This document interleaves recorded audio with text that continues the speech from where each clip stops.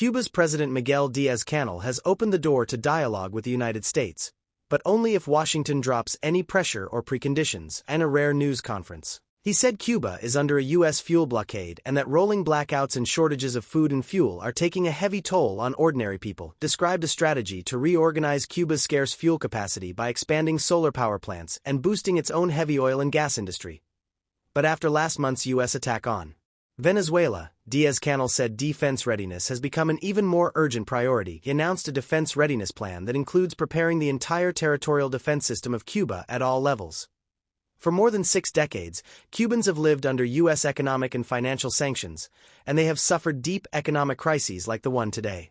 Yet Diaz-Canel insists Cuba will resist any U.S. attempt to negotiate regime change, says Cuba is willing to engage in dialogue with the United States on any topic, but only without pressures, preconditions, or coercion. He argues that such a dialogue could build a civilized relationship between neighbors.